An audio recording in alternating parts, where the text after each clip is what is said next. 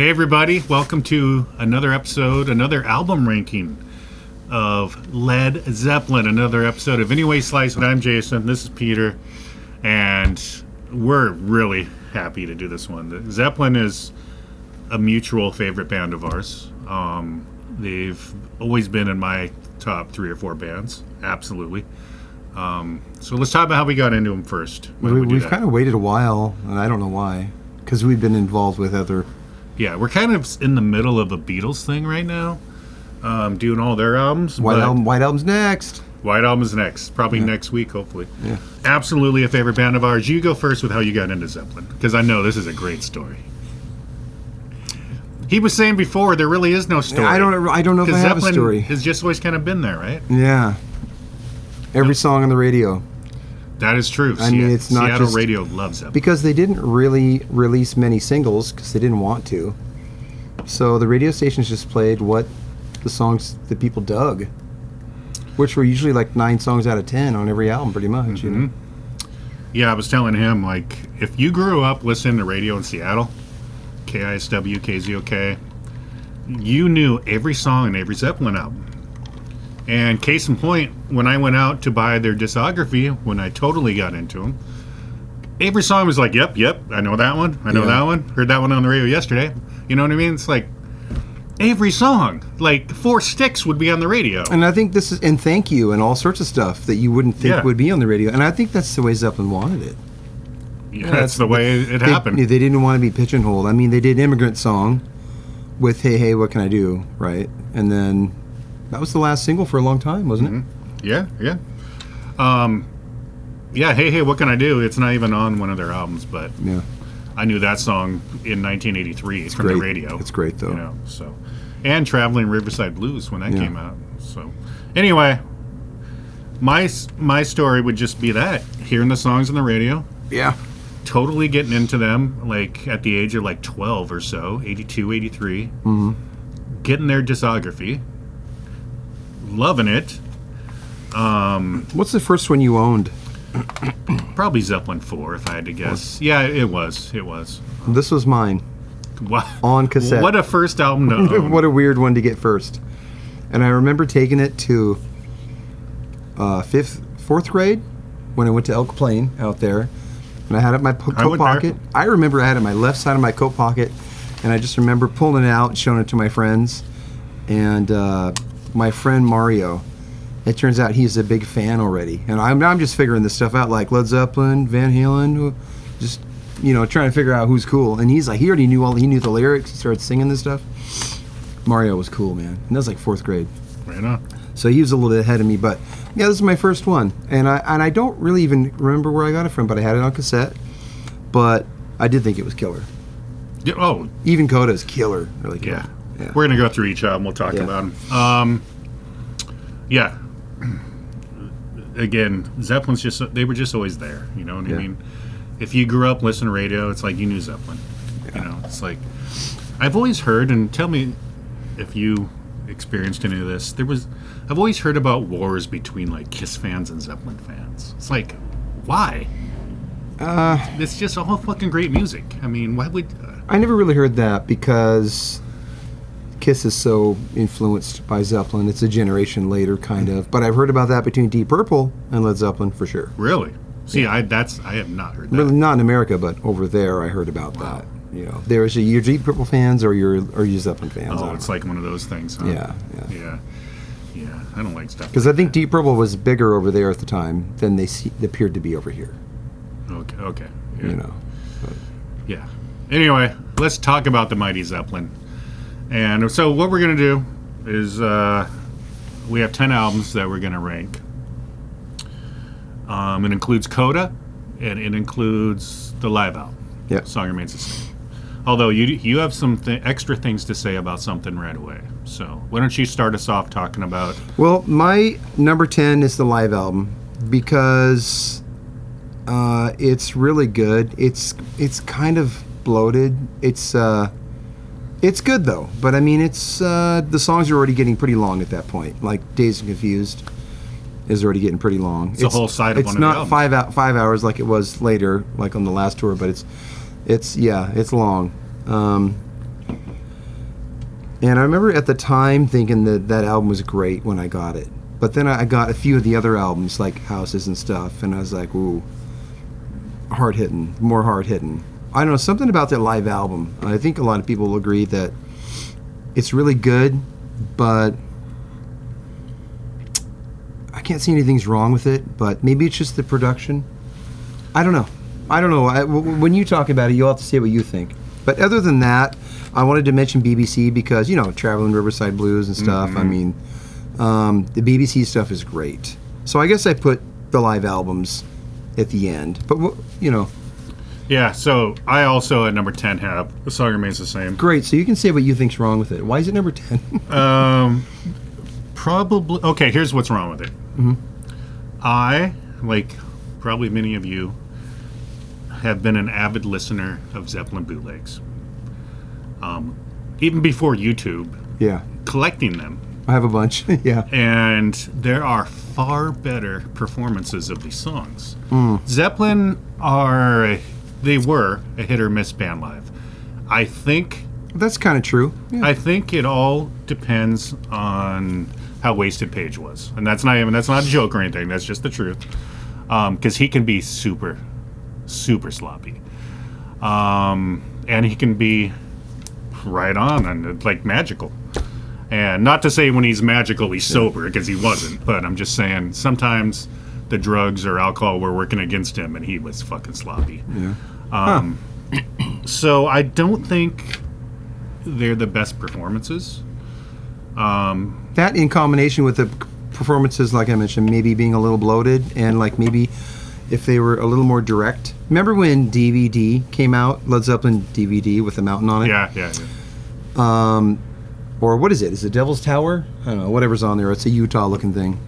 And the early footage that you have to see, like going into special features and like when they're on that TV show and stuff, and the people are just sitting on the floor in front of them. That shit's badass. That's the performances are powerful and energetic and direct, and every song's not 20 minutes long. Exactly. So, yeah, a lot of that's on that new Zeppelin movie that came out. That footage. Yeah. But yeah, I mean, it's Zeppelin live. It kicks ass. Then again, you put it on and it's good, but yeah, it makes me want to pull out that bootleg from Nebworth in '75 or something. I probably put on Or BBC Live. '79, I should say. Live at the BBC, they call it, I guess, more than the live album because it's just punchy and raw and Better sounding. maybe less perfected, but it just hits you. It's raw. Yeah. I'll agree BBC is the better live document, but there's also a million bootlegs out there that are really good too. So that's both our number 10s. Yeah. We probably have a different number 9. What's your number 9? So for number 9 for me is Presence, and I hear people kind of defend it a lot and try to push it up a little further, but it's not all hooky. It's not all. It doesn't feel completely inspired all the way through. What I do love on it, I do love for sure. Nobody's Fault But Mine. Achilles, amazing, and really, there's nothing wrong with any of the songs. But Hot Song for Nowhere, I really. Oh yeah, I'd say for me personally, half the album is really inspired. In the other half, I don't know. It is true that I don't know if he recorded the whole album in a wheelchair, but he at least recorded Achilles' Last Stand. There was some shit going on at this point, obviously. There was some stuff going on. Yeah. First of all, I love that album cover. I just love it. And, the symbol keeps showing up everywhere. Yeah. It's awesome. But, yeah, you just described this album perfectly. There's no bad tracks, but there's only a couple standout tracks. Yeah. Yeah, I definitely know what you mean. Yeah. Whereas, say, on Zeppelin II, for example, everything's a sound. Every moment. Yeah. Every moment. Yeah, every single moment. Yeah. There's a lot of great riffs, even on the songs that aren't the best songs. Yeah. But there's something missing. That's the only way I can describe it. Still, it's Zeppelin. It's from 1976, and it kicks ass. Hot Song for Nowhere. Yeah, that's a great one. I like that one. I mean, yeah, there's really nothing I complain about on it, but the other Led Zeppelin albums are just so inspired and passionate feeling, Yeah. On a side note, if you ever wondered where Hart got the riff to Barracuda, Achilles' Last Stand. And also, I was listening to it today, and I never thought of this before, but this came out in 76, right?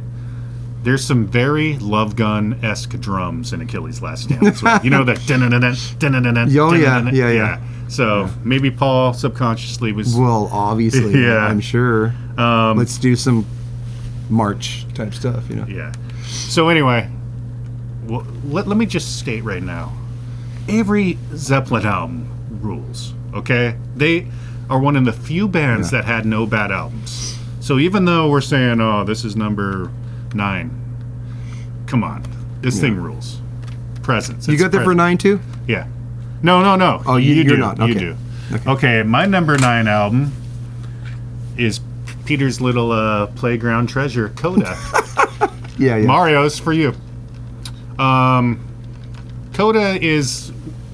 It is what it is. It's an album of outtakes. Not not necessarily outtakes, but albums or songs that didn't make the record. You know, except... But they're killer. No, they're great. And it's like Physical Graffiti, half of that album is like that too. And that stuff is killer. Like, oh my God. And Jimmy Page said that it just didn't always fit on the albums. It wasn't that the songs were bad. Yeah, exactly. Poor Tom. It's kind of the same with this. Darlene. That's a song that never gets talked about. Poor Tom, yeah. So like I was saying about his presence being number 9, just because this is my number 9 doesn't mean it's not good. Yeah. And just because it technically is basically a collection of outtakes or songs that didn't make records doesn't mean that it's not good. This came out in 82, I believe. So it's not a countdown from the worst today. It's just a countdown to the most magical. There you go. Yeah. There you go. He just nailed it. But, I mean, Coda's amazing. I mean, if for some reason you have Zeppelin albums but just decide not to get this one, go get it. Go get it. Yeah. All right. What do you got at number 8? Okay, so don't hold it up until I say it. Guess You're what? like, he's a mind reader. Guess what Peter's picking next? Okay. Oh my gosh. So anyway, we were just having some fun there. But number 8 for me is Coda. And so I want to put it up maybe even higher, but how do you put it before some of this? Exactly. Some of this majestic stuff when they were in their prime. It is really good though. I really don't dislike anything on it. I've always thought that it's kind of funny, even though it's a different version, but Since I've Been Loving You, it's a live version, but it's not a song that we didn't You mean have. I Can't Quit You Baby? Can't Quit You Baby. They're similar. Yeah. Can't Quit You Baby, they put on there, and I do love the version. I guess I do see why he put it on there, but it's not a song we didn't have. So in my mind, I thought, well, I like this version of the song, but I kind of wanted another new song. That's my only complaint about the album. You know, put that on some comp somewhere else and give us another song on an album that had a bunch of songs we hadn't heard. You know what's weird is this came out in 82, so they're sifting through their archives, right? Yep. They didn't even think to put on Traveling Riverside Blues? Or Hey, What Can I Do? Yeah. And what is the other song that's from the first album? Baby Come On Home is what it is. We just looked it up. That song is killer. And I can't believe they didn't put it on it. It's another one that they could have actually put on.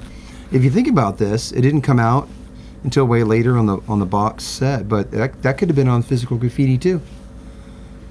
And when you listen to that tune, you hear that strength and that that thing he had on the first album. To me, it's the only other song in the world with his voice that sounded like that at the time. Mm-hmm. So really cool. So it is interesting what they chose to be on Coda. Yeah. Well, I mean, first of all, I can honestly say this. I'm not just saying this because I'm a fanboy or something. Mm-hmm. On every single album we're talking about, there's not a bad track. Yeah. There's nothing like Coda, but that one song's on there. Every song is good. Yeah. So does it surprise you that they have a treasure trove of all these unreleased gems? Like I said, why wasn't Traveling Riverside Blues on Coda? I mean... Well, maybe he didn't have tapes for all the stuff at the time. True. Maybe he had some stuff and went through some stuff and like, this is cool, but maybe he didn't. Maybe he needed to get tapes sent from wherever, you know. And that just didn't happen until later. So. Yeah, when you say he, you're speaking of Page, right? Yeah, Page did it. Page is the man in Zeppelin. Page did it, yeah. All right. So Coda was your number 8. Yep. My number 8 is... Oh, you got 2 copies here. Oh, yeah. One is an original. In Through the Outdoor. Mm-hmm. Outdoor. Wait, that's Prince. Outdoor, yeah. Different back covers though. Whoa. The original, the like, maybe they're late 90s or something, or early 2000s. Those Zeppelin remasters are so good. Like, you know, all the ones that, like... I think you're referring to this one. All the ones that are like this, you know, they're remastered. They sound much louder than the original, like, mid-80s ones. These ones here, you can't say they sound bad, but they did make them sound really nice. I like how you have a Robert Plant compilation inside this one. I love the first two Robert Plant albums, you know. Oh, yeah. I'd just take maybe one or two songs off each, and then both albums fit on a CD, and I would roll around in the car listening to that all the time. Okay, that's a good segue into me talking about this, because, and I can't believe more people don't mention this. A lot of this reminds me of solo Robert Plant. Burn It Down. Yeah. His in the album. evening, I could hear him in the evening being on a Plant solo. Perfect segue, you know. Yeah. Southbound Suarez as well. Like, and the drummers he chose. Cozy Powell, Phil Collins, those people who could get that sound, that big sound, you know. Yeah. Again, nothing against this album. I love every single track. Yeah. But they were kind of a different band at this point. They were going through a lot. This is basically a John Paul Jones album. Mm-hmm. Yeah, it's, I mean, All My Love was the single, big hit. Fool in the Rain is great. That got a lot of airplay on the radio up here anyway. Southbound Suarez is great. Hot Dog's fun. That's a fun song. I'm Gonna Crawl is like a throwback to a slow blues. Yep. They had one of those on every album pretty much. Yeah. You know. Great album. It's just not, it's their least bluesy album besides I'm Gonna Crawl. So, since my number 7 coming up is this album, Yeah. Great Minds Think Alike, I will say that in the evening, I put that song on, not even caring if I finish the album, just to hear in the evening. Oh, yeah. And crank it up. So when it busts in, it is just pure magic. I mean, for me, that. And I've always been trying to get a drum sound that is not just Led Zeppelin like everybody wants. Give me that Bonham sound. In particular, this album, the drum sound. It's so good. But in the evening, I would pay full price just to have that one song. But in the evening, Fool in the Rain and All My Love, that's 3 pretty big, crazy awesome hits on one album. Mm-hmm. Yep. I mean, a time where entering 80s, you needed to have some hits, I think. So they brought the goods on this one. And for me, Hot Dog and whatnot, not everything's a 10 maybe on this one, but it's all fun. It's all good. Yeah, but those 3 songs are like magical. You know? Yeah. So that's my take on that one. But yeah, In Through the Outdoor is one of the best. If we did a top 10 of every band we like, it's one of the best number 8s you're gonna. I was gonna say one of the best last albums from a band. Yeah, we did. Our last album ranking was Aerosmith, and I remember thinking the top 7 or 8 were super hard. This was even harder because we're just talking, especially from here on out, just pure magic. Well, luckily the albums are just numbered, right? Yeah. That's what I did. That's right. I think it's your turn. That was my number 8. Okay. Oh, it was your number 8. No, that it was your my number 7. Yep, my 7. So we already talked about what my number 7 is because it was his number 9. Really? What is it? Presence. Oh, Presence. Yeah. Yeah, we talked about that. I love it, and Achilles, man, that song from the first time I heard that. Okay, Achilles. I will say this. That's one I never heard on the radio. Mm-hmm. So when I got that album and put that on, I was like, oh my God. I did hear it sometimes. Okay, really? Wasn't there Lunch with Lead or what? Yeah, I think there was. The KSW had a thing around here. Yeah. Well, I didn't remember ever hearing it. Yeah. Until I put it on the vinyl. I remember getting the vinyl. I think I got it from Columbia House Records and Tapes. Mm-hmm. And yeah, I was blown away. that is 11. That's an epic number. 11 minutes. Really, if you got Nobody's Fault But Mine and Achilles, who even cares what else is on the rest of the album? I mean, there's good stuff on there, but those 2 songs, yeah, that is some just prime. I mean, like they're already like a handful of years into into the growth of their. They're probably like 30 years old at this point. They're fucking rocking. Those songs are just crazy, amazing. Okay, what's your number? What do we got? I'm on number 6. Yes. So number 6 for me is Zeppelin III, and I guess out of the first 3 albums, it's probably my least favorite. It's really good. You know, of course, it's acoustic-y, and they were a little bit influenced by Let's Madonna, because Crosby, Stills, and Nash and things were out, and they were affected by things that were happening. Page hated that comparison. Well, then he shouldn't have made the album, probably. At that time, when singer-songwriter shit was through the roof. Yeah. But, you know, it's folksy. You know, it is a more folksy album, although Led Zeppelin's chords are not what, say, Paul Simon's chords were at the time. I mean, they still got their Jimmy Page pulled for cool chords, and he did weird tunings, and he did cool things, you know. So there's an air about a folksy Zeppelin song that, you know, Simon & Garfunkel's not going to have that weird mood that Zeppelin has, you know, with their open strings chiming and different detuned and nobody things sounds like Plant singing. Yeah. So. But it is a more folky album, and it's kind of a weird album because it's broken up, like it's like Friends or Immigrant or whatever. Definitely hard rock and stuff. And then it's just kind of broken up into parts of the album that are just, you know, Tangerine, and I don't know, it's different. Houses has acoustic-y kind of stuff on it, but it just flows in a different way. For me, 3 has always been absolutely amazing when I'm in the mood for it, but it is a little bit broken up feeling, you know. Yeah. Well, because my number 6 is also Zeppelin III. Let me give my 2 cents. We're thinking alike. First of all, coolest band collage ever. Look at that. That's awesome. I would say that would look good on a shirt, and I know that for a fact because I've seen it on a shirt. And coolest album cover of all time, jeez. Oh, on the vinyl you could with the wheel. Spin that. Yeah. First of all, I listened to this whole thing today, and again, who cares if it's my number 6? It just means there's, to me, 5 more magical albums.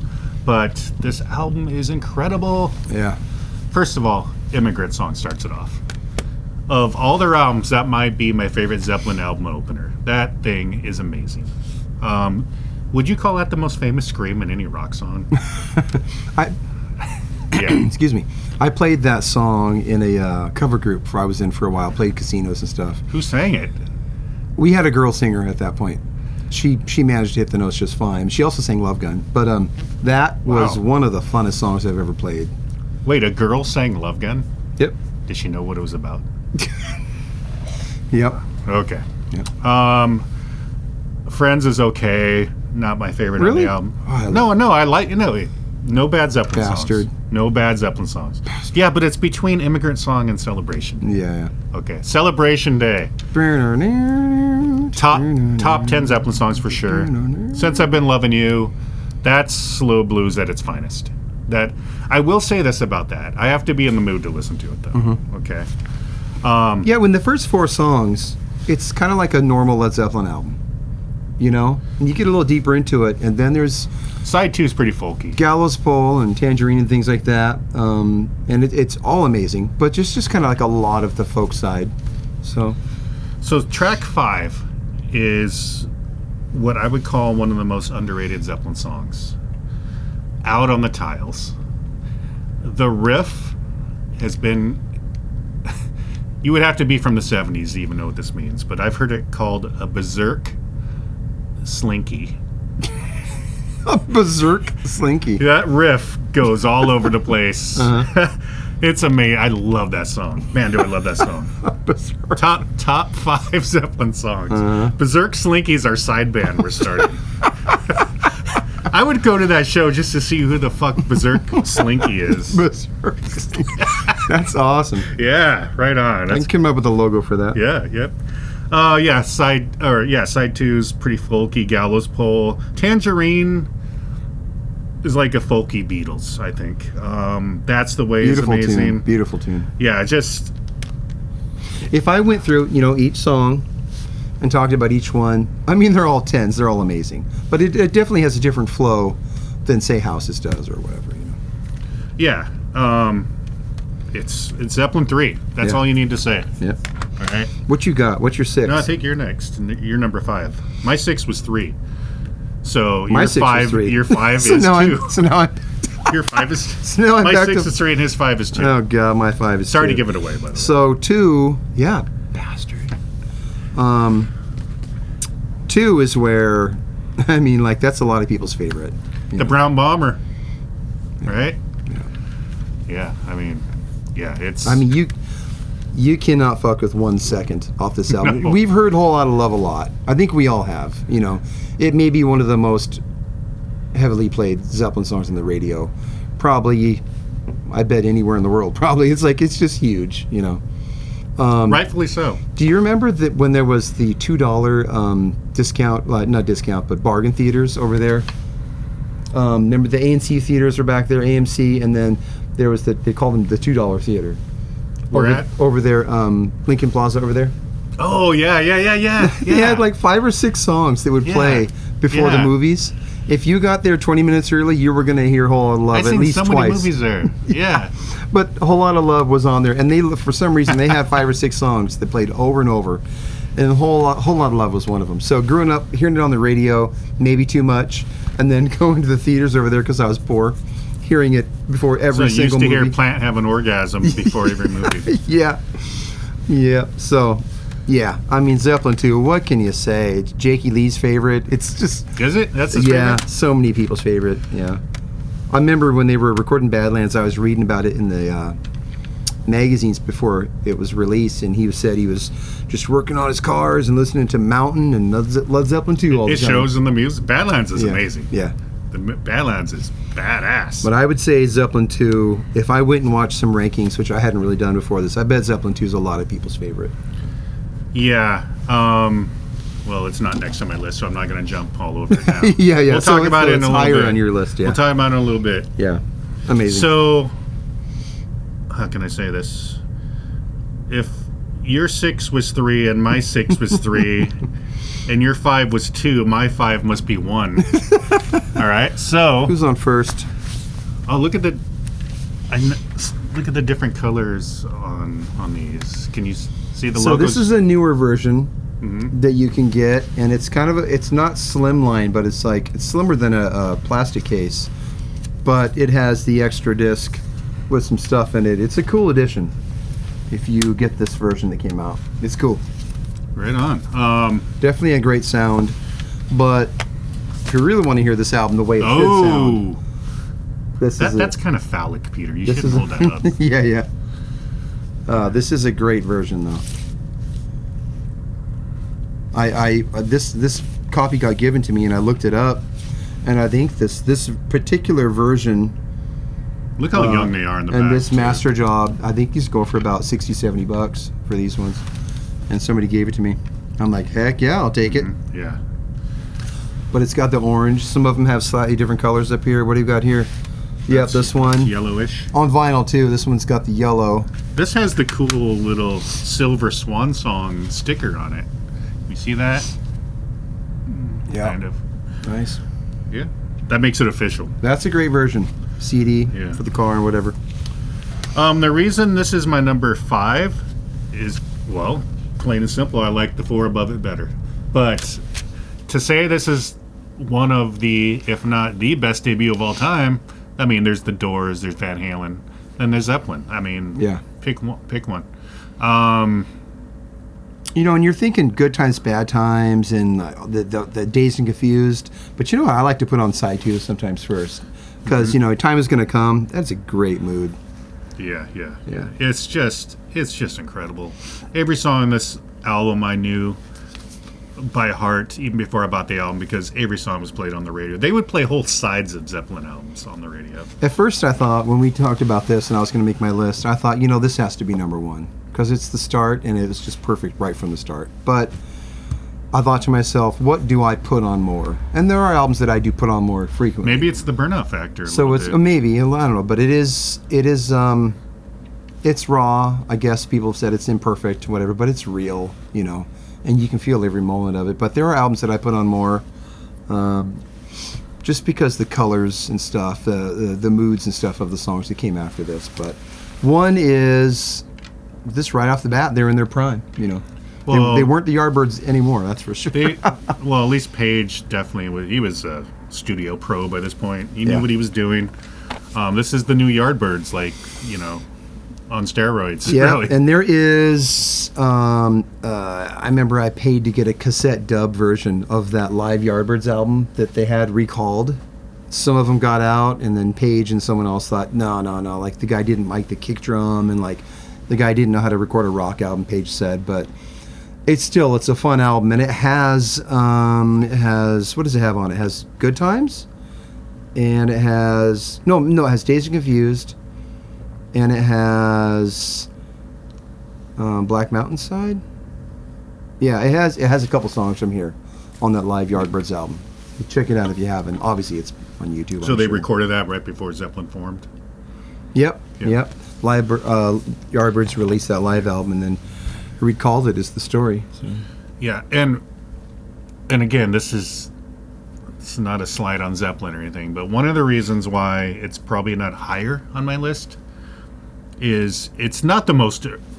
The presentation's original, but, I mean, let's face it, they're ripping off some blues riffs here, you know what I mean? Yeah. It's like, I'd like what they became more than this. Like, and we're going to get to that. We got some albums coming up here we're going to talk about. But, you know, this is them taking their influences, and, yeah, they're doing something with it, but, you know, they're doing a little stealing there. But for the time, the recording, too, the sound of it, and the way they recorded those drums stereo like that, Glenn Johns, I mean, it's comparatively to these albums, it is a really, really good sounding album. Yes. Yeah. Right from the bat, Page knew who to get. They just right from the bat, it's amazing. And they took it to the stage, man. Yeah. There's some fucking awesome performances. Yeah, man, they were such a great live act back then. Yeah. Anyway, so oddly enough, what do you have at number 4? My number 4 is Led Zeppelin 1. Okay. So there you go. We talked about it. Okay, so that would bring us to my number 4. And my number 4 is number 2, which I already talked about as well, the Brown Bomber. Again, you know,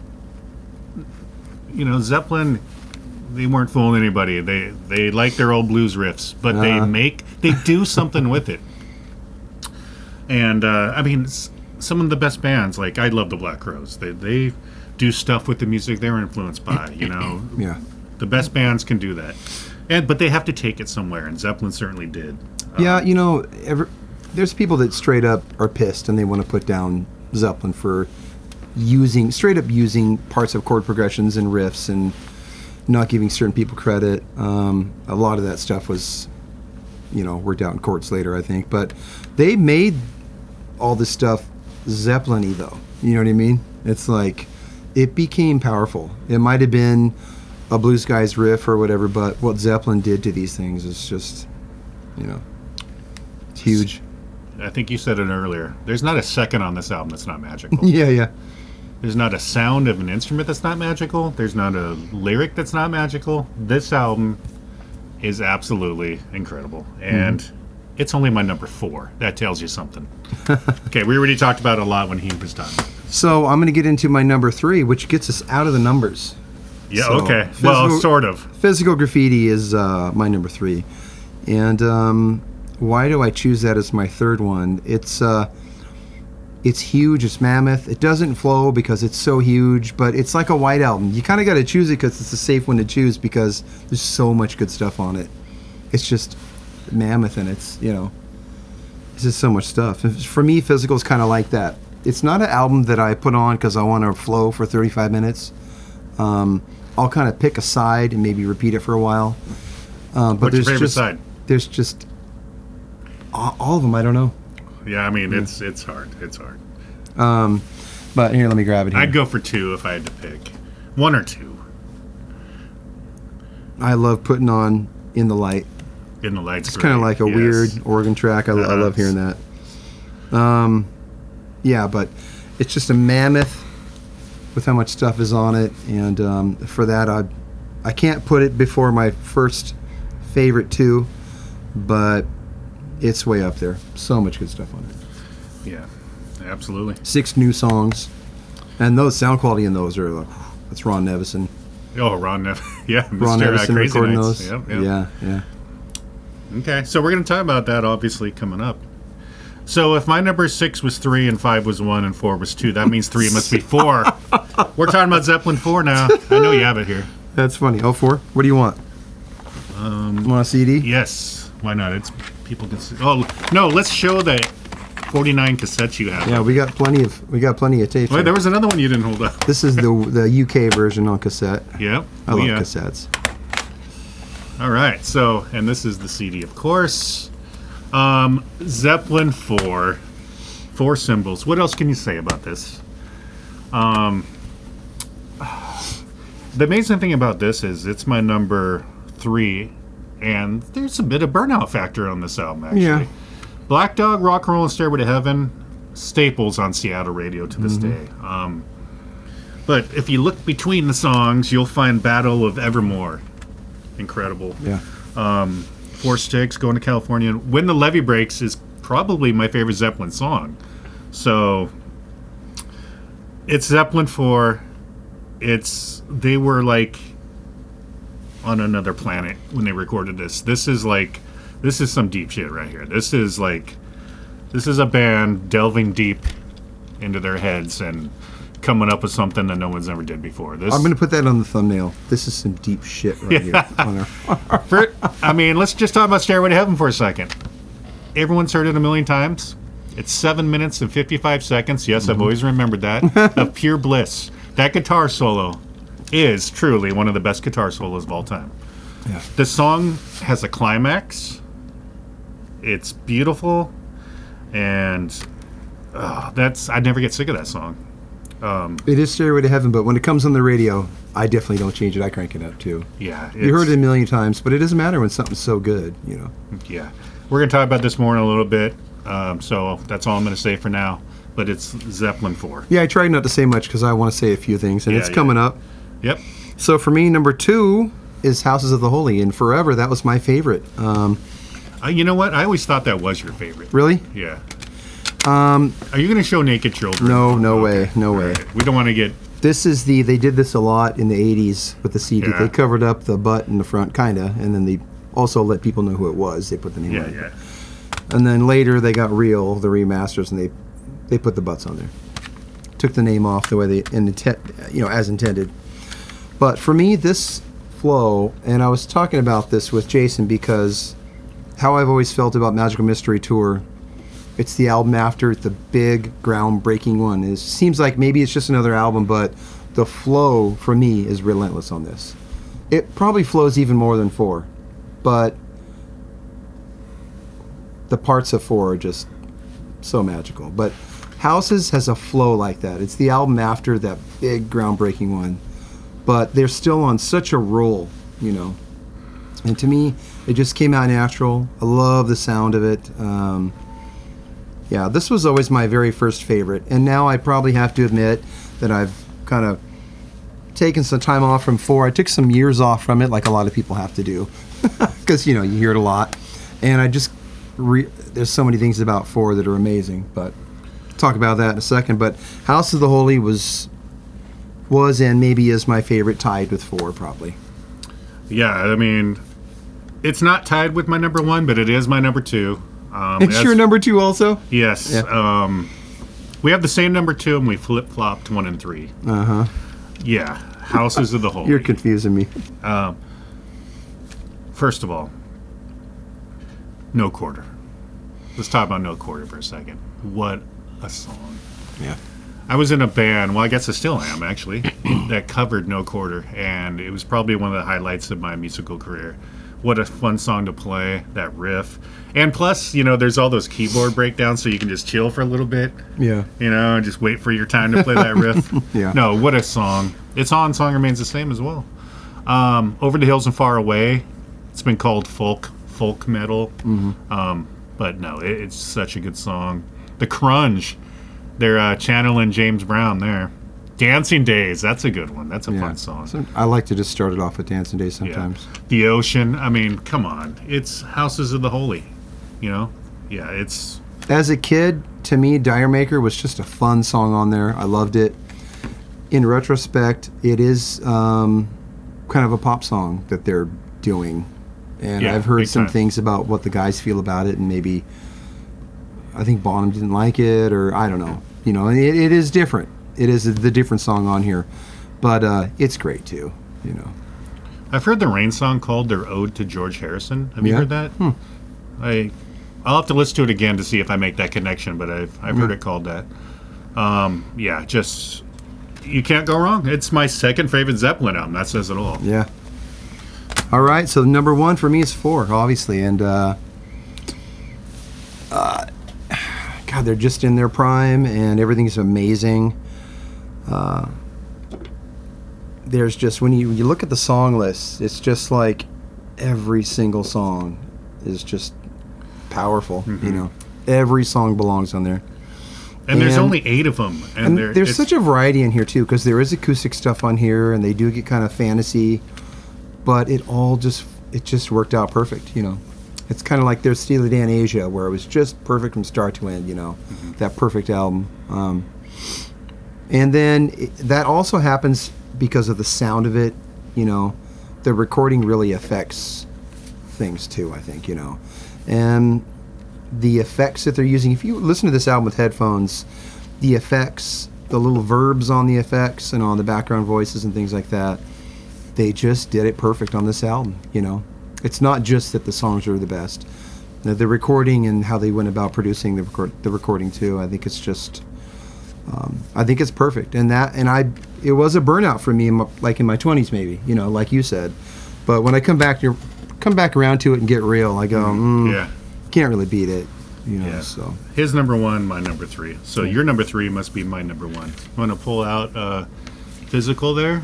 Oh, yeah. Look at that. Remember these double CDs? Yeah. I didn't like these. I did not like these. Alive 2. Yeah. Where do we even start? To me, this is their Exile on Main Street. There's like a little bit of everything on here. Of course, you get your rock. There's country. There's blues. It's everything. Yeah.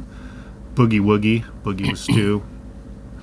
Yeah, there's... It's the one you think of when someone says, what's your favorite Zeppelin, or what's your favorite Beatles? It's the White Album, because there's just so much great stuff on it. It's a safe way to... it's a safe way to say that's my fave, you know.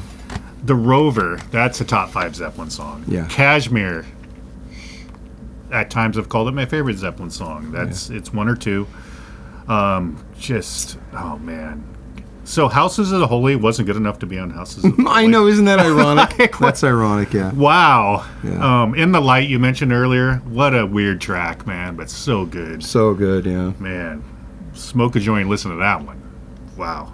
Down by the Seaside's very, very cool vibe to that. Yeah. 10 Years Gone is just like epic.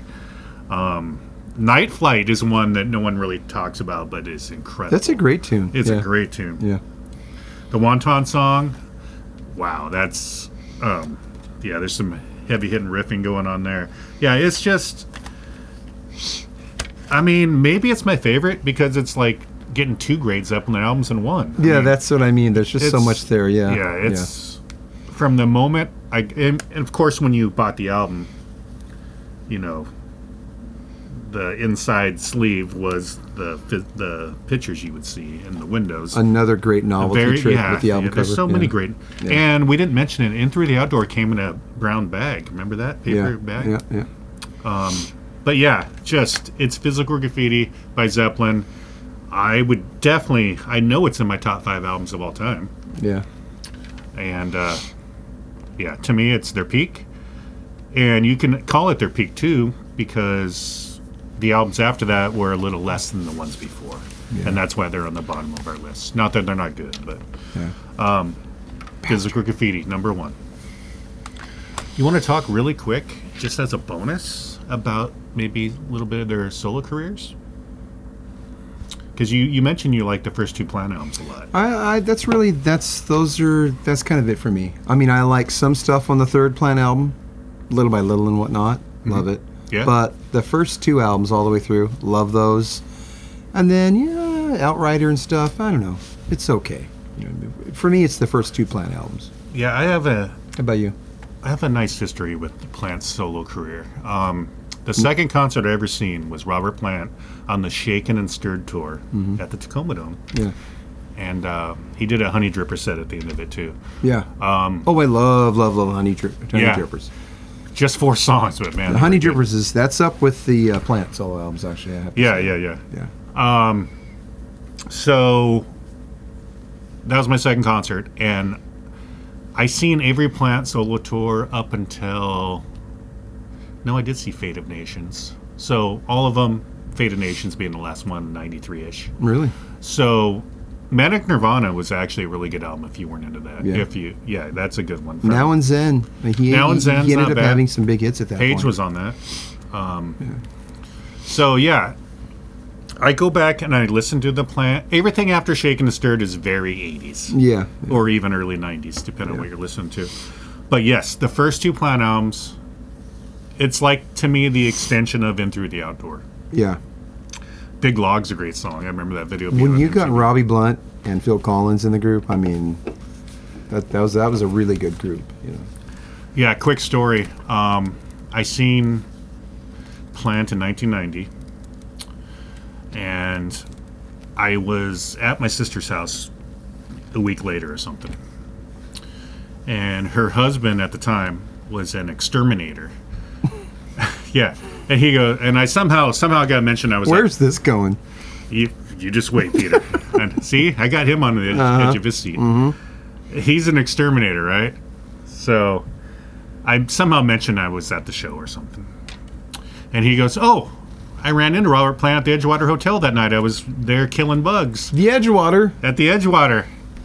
And he fishing for mud sharks. Oh, wait. How did he get his... He must have known I was a Robert Plant fan or a Zeppelin fan because he got me their autographs. Really? So he goes, "Yeah, I got you their autographs." So I'm like, "Yeah, I fucking got Robert Plant's autograph." Uh-huh. So he brings out this piece of paper, and I look at it, and Robbie Blunt and Phil Johnstone. Yeah. So there was no Robert. He didn't meet Robert Plant, even though I think he thinks he did. Yeah. And I didn't let him know, like, hey, there's no Robert Plant on here. Uh-huh. But yeah, he said he was in the hallway or something, and they were out there, and I don't know. They made some comments about killing bugs, or I don't know what it was, but somehow he knew they were rockers, or they probably said we're with the Robert Plant band, and he got their autographs for me. So I have no idea where those are to this day. That's really nice. So you're $1 million rock star coming through town, trying to go in your room, and there's an exterminator. "Hey, I'm here killing roaches." Yeah, sign this for my That's a good feeling. Sister's brother. It's like, maybe we'll stay at the Hilton across town. Yeah, I should have known, though, that Robert Plant's not going to sign for the bug guy. Yeah. You know what I mean? the bug guy. Yeah. That's funny. Anyway, my sister divorced that clown years ago, and I don't know where the autographs are.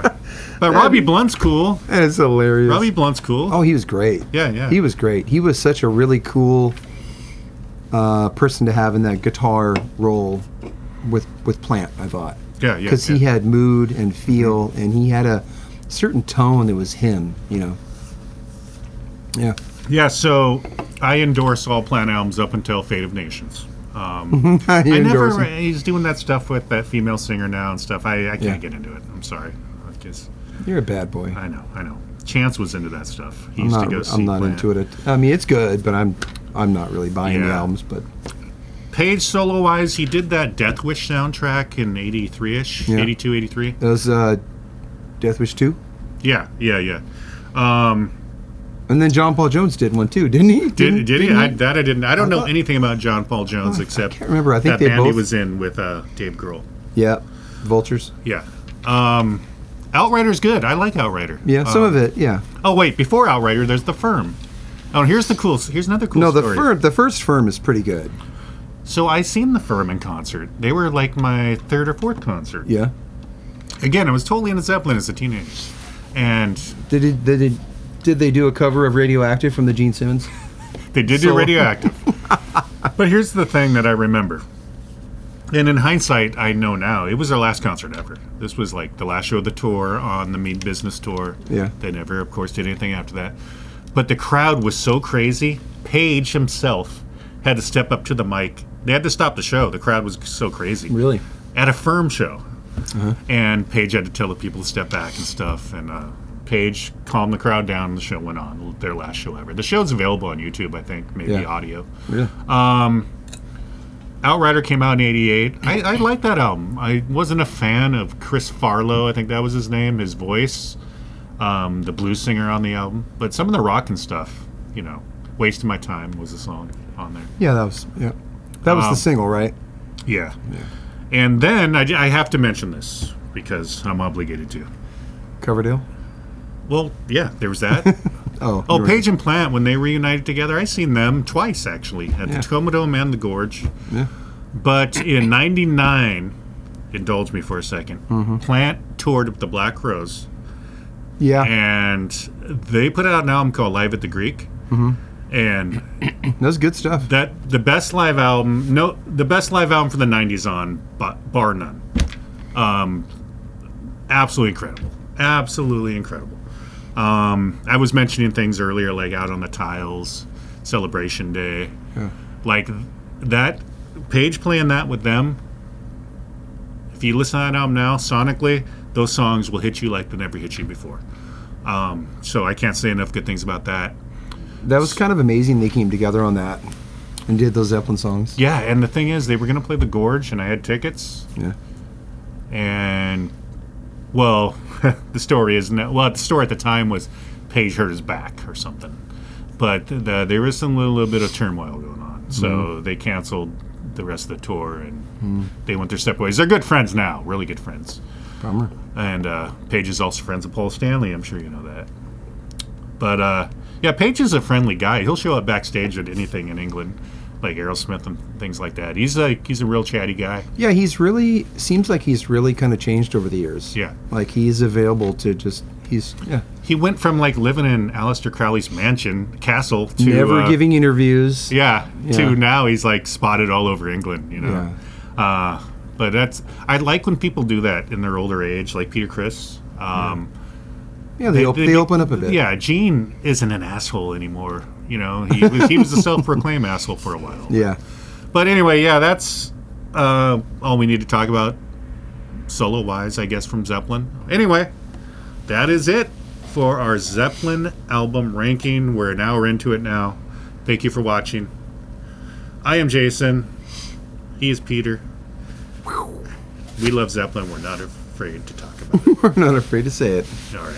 Thank you for watching. Talk to you next time.